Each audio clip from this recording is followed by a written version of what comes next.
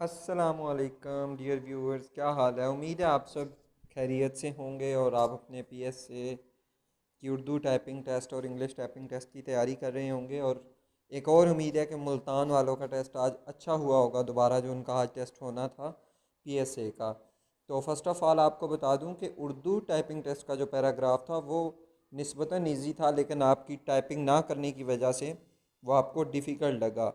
लेकिन इंग्लिश का पैराग्राफ उसकी निस्बत बहुत ज़्यादा टफ था, क्योंकि बाज़ लड़के या बाज़ कैंडिडेट ये सोच रहे थे कि इंग्लिश का पैराग्राफ बहुत इजी होगा, तो हम लोग इससे बहुत जल्दी 35 वर्ड पर मिनट जो है टाइपिंग कर लेंगे। लेकिन ऐसा बिल्कुल भी नहीं था। इंग्लिश का पैराग्राफ काफ़ी टफ था, डिफ़िकल्ट था, जो कि मुझे लगा मे बी जिनकी टाइपिंग स्पीड अच्छी हो उन्हें ये बात ना लगे या उन्हें ऐसा फील ना हो। लेकिन आपका इंग्लिश का पैराग्राफ मैं आपको फिर बता रहा हूँ कि बहुत टफ था, लिहाजा इसकी तैयारी करें, इसको छोड़ें ना। आप ये ना कहें कि इसकी तैयारी नहीं करेंगे तो पास हो जाएंगे, ऐसा बिल्कुल भी नहीं होगा। आप पास नहीं हो सकेंगे इस टेस्ट में, ये बहुत ज़्यादा डिफ़िकल्ट है।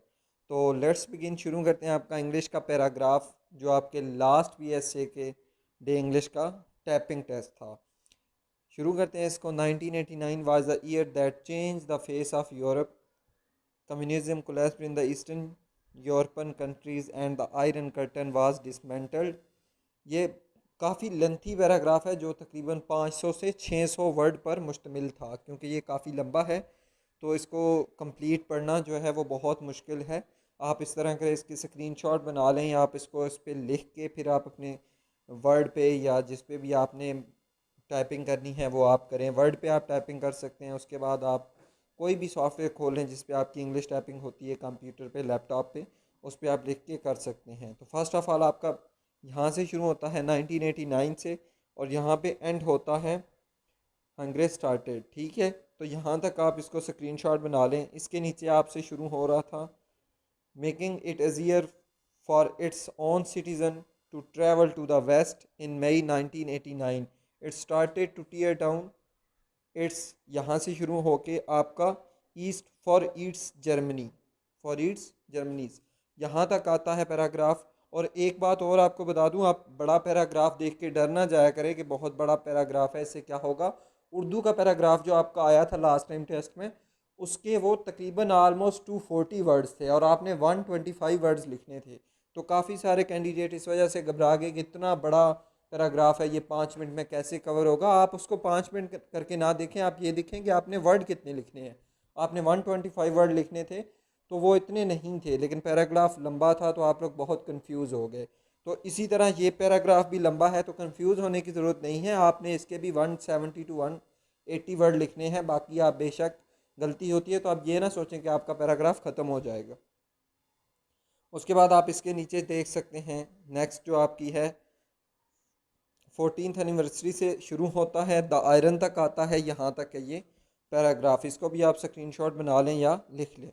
उसके बाद curtain in Eastern European, the iron curtain से शुरू होके दोबारा ये कम्युनिस्ट लीडर एरेज तक आता है। यहाँ से भी आप इसको स्क्रीनशॉट लाजमी बना लें या आप इसको लिख लें, क्योंकि इस तरह वर्ड बाय वर्ड पढ़ना काफ़ी मुश्किल है। मुश्किल तो खैर नहीं है, पढ़ सकते हैं, लेकिन आपका टाइम वेस्ट होगा क्योंकि आप सुनेंगे, पढ़ेंगे, लिखेंगे। लेकिन आप एक कोशिश लाजमी करें कि इसकी आप ज़ुबानी याद करने की कोशिश करें, क्योंकि जितना आपको याद होता है पैराग्राफ, वहाँ पे लिखने में आसानी रहती है।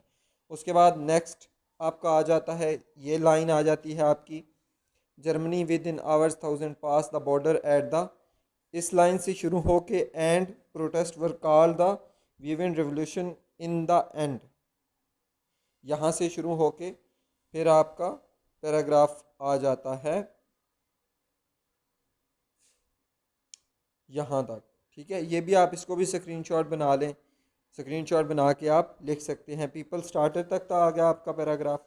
अब यहाँ से नीचे यहाँ तक आ गया, और उसके बाद ये लास्ट है, ये लास्ट है आपका पैराग्राफ। इस पर भी आप लाजमी प्रैक्टिस करें क्योंकि ये भी इम्पोर्टेंट है। उसके बाद एक और चीज़ कि आप बिल्कुल भी वहाँ पे घबराया ना करें। जब आप टाइपिंग टेस्ट देने जा रहे होते हैं उसमें कोई डिफ़िकल्टीज नहीं होती।